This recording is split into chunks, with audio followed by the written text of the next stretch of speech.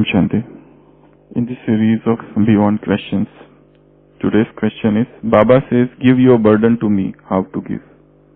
The question is, how to give all our burden to Baba?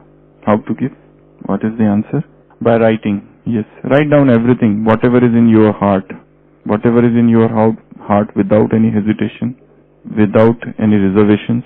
Write everything on a plain paper and just give to Baba. One method is writing. Second method is telling him everything. Conversation. We were discussing one of the alphabet yoga is new conversations. So just share with him everything, whatever is in your heart. Everything. Yeah. Yeah, you have to be very honest with him. You can't deceive him. You can't practice deception here. Because whom you are deceiving? You can hide things from the world, but not from God. He knows everything. He knows everything. He knows every emotion of yours. He knows every thought of yours. Not only of this birth, but He knows whatever the soul has done throughout the 5,000 years. So, that is why you can't think of even hiding from Him anything. So be very clear, be very frank and candid with Him. No hiding anything. Just as bare, as naked as possible in front of the Lord. So, the way is to write, the way is to speak. What is the other way? How to give all our burdens to Him. Is it something, some material burden that you lift from here and give to Him? These are all subtle things. As an instrument, and He is doing the work, but I want to give all my burden. The question is, how to give all your burden to Him? What is the way? That this is in those situations where you are little stressed, tensed, or you have to do some responsibility. You have to do some responsible work. Yeah? Like? Yeah. Very good. Right. Yeah. Oh, that's a very good vision. Nikhilesh Bhai, you can convert this into a picture. She is saying that whatever burden you have, worries, stress, tensions, you take them and put them in one bag. Then carry that bag on your head and then go to Baba. And Baba is taking that burden. Come, my child. Then Baba is taking that child. So you can create this is a vision. This is our method of text to drill or visualization method, guided imagery. Or we are burning it in front of Baba. So I had told long back, there was one story. There was one person, he was a carpenter, and the whole day he was busy, but he was so unhappy, he couldn't work properly. Whatever he was doing, that was getting spoiled. So his manager ultimately thought that, oh, he's getting too much tired today, let me drop him to his place. So he takes that carpenter in his car and takes him to his home, carpenter's home. The carpenters bade him adieu, and he goes, and what he does, he has one bag and he takes that bag and hangs on the tree and then enters inside. And inside he is laughing, talking, smiling and conversing with his wife and children, so happy. So this manager gets surprised to see this. How this man who was so tense, so depressed, so frustrated, ill at ease, and now all of a sudden he is so amused, so exhilarated. So he goes there and calls that carpenter and says, just now you were so unhappy and depressed and despondent, and now how suddenly you have become so happy. So he says, have you seen what I have done? While going, I had this bag. I actually carry all my burden, worry, stress, tension in that bag, and while I enter inside, this is my worry tree. This tree, I call it worry tree. Before entering my house, I hang that bag there, and whole night that worries slightly get reduced, and the next day again I carry it back. So this is what he has done. So in the similar manner, you can create a yoga drill. In that drill, what you can do is, whatever stress, tension, worries, burdens, responsibilities, or anything you have, carry that and put that into one bag and take that bag and let Baba take care of that bag. So visualization is third method. Fourth? Okay. And? Yeah. So Baba has created a sacrificial fire. The fire is burning. That yajna is burning. And we assume that we go there and we burn it. So this could be the fourth Fourth method, another method of visualization. Fifth, make Baba as a child, then he will carry you a burden. Oh, yeah, that's fine. I had told you one story of a sannyasin. One sannyasin was there, he was traveling up the way to Himalayas, and he was so burdened because it was the scorching heat of the sun. He was sweating, he was tired, fatigued, and as he was climbing up and up, he sees a mountain girl carrying a very heavy child in her lap, in her arms. So he asked that girl, are you not tired carrying that heavy child? And because he is also carrying some bag of his sannyasis. So she says, he is my brother, younger brother. He is my younger brother, and younger brother never has any weight. So this struck him so much, that sannyasi, that when you do a thing, it's known as labor, love of labor. So this, whenever you do something out of love, you don't get tired. So you can have this vision also, that he is our child, he is doing everything for me. Just as one mother is there and she has a child, and that child takes care of her. Just as in Indian mythology they talk of Shravan, he used to carry his mother and father on a pilgrimage. So in that way, he is there, he is carrying us. So why are we to worry? Then, anything else? Making you a friend. Yes. So all relationship for that matter. So when you assume like he is your guru, so hand over everything to him, he will take care of you. In the Indian mythology they show that whenever kings have any problem, what they used to do? They used to go to their gurus and they used to tell, this is the problem, now tell what I should do. This is my problem. Just as in Dashrath they say, he became old, and so he was worried. I don't have any child. How my kingdom will go ahead, will continue. So he was so worried. So he goes to his guru and asks him what to do. Jai vidhi hoi nath hit mora.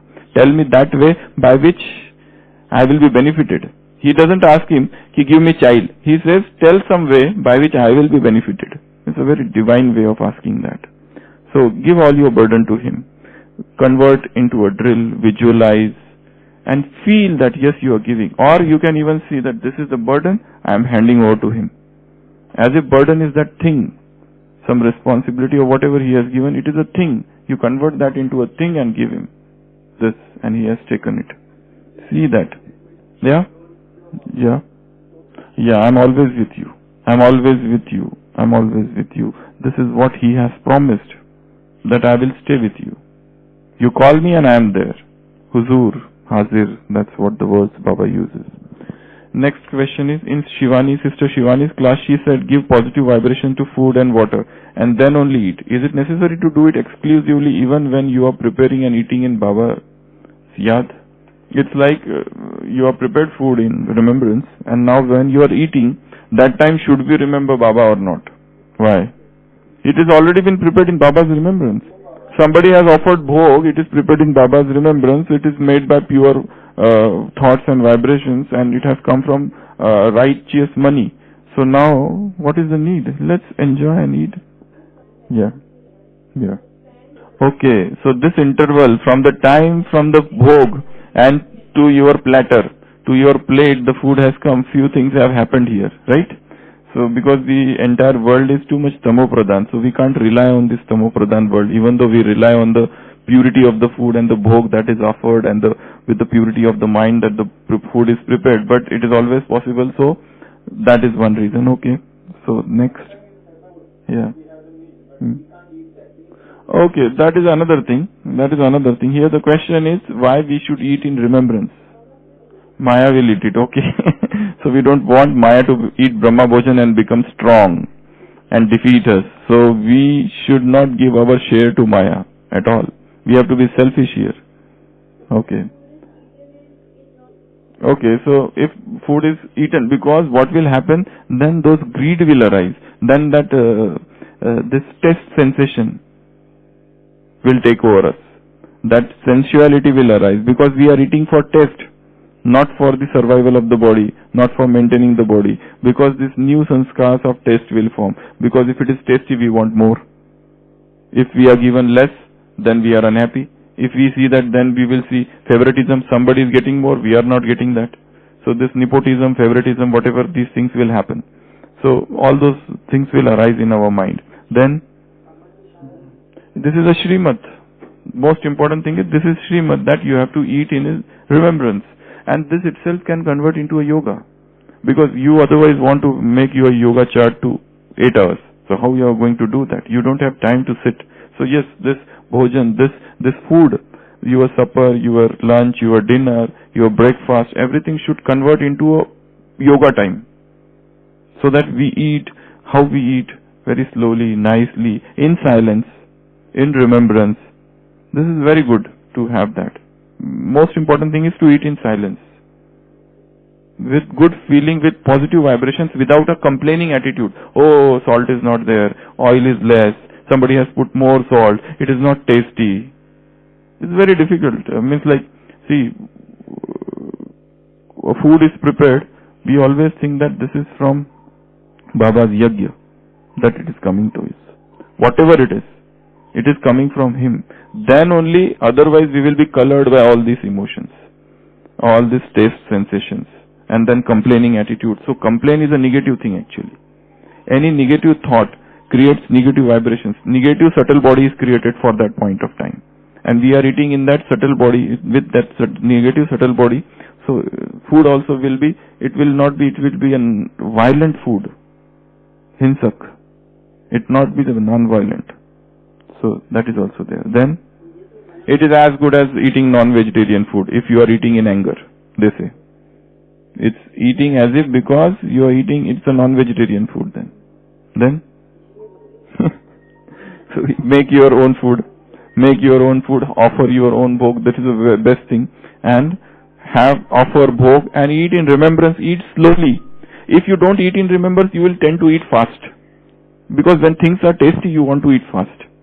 If suppose somebody offers you jalebi or something, you will finish it very fast. But if somebody offers you sprout, you can't eat it fast. There is no way of eating sprout fast.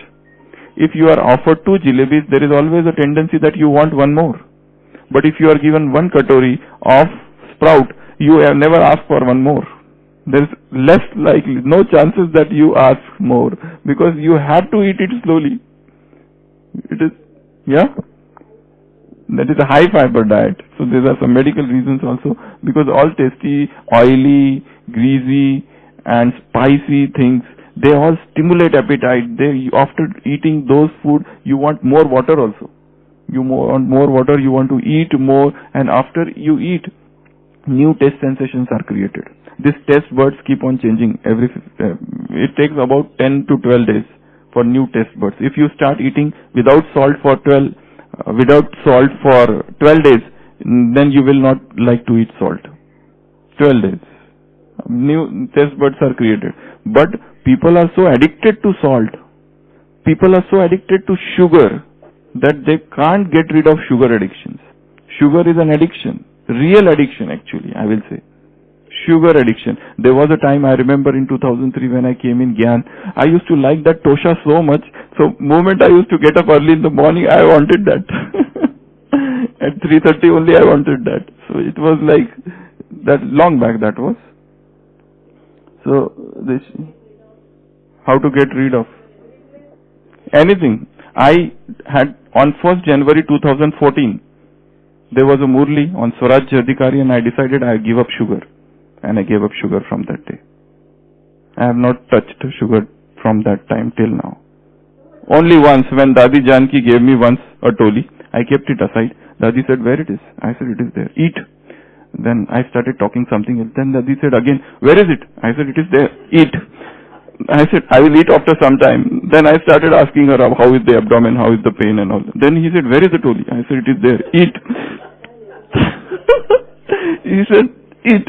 I said, I'll eat. No, eat now. Then small I ate. That was only once. So I'm telling just, this is only with thought, one sankalp. You can change the things. It's not needed means not needed. Stop means stop. And I never miss it. I never miss it. There are always chances that when you give up something, you start missing that. But I found that I did not miss. In the similar manner, I gave up salt about 1 year back. I have not eaten salt from then. Not a single iota or particle or crystal of salt. But I am alright. And I don't miss salt at all. So it's a matter of thought. In the similar manner, oil. Yeah, so you feel, no, that is an addiction. After every food you want to eat something good, sweet. You feel good. You feel satisfied. You can give any scientific reasons. It's not that, but I'm not doing it for health purpose. It is just a matter of self-restraint, Atma Sanyam. Just to check. It's not that what are the medical reasons, what are the health benefits, I don't know. Or I don't like to comment on that. I don't want, even on the basis of that I am doing. It's not like that. It's just for the sake of doing it. For the joy of it. Let's see what happens. And I am alive. I have not died.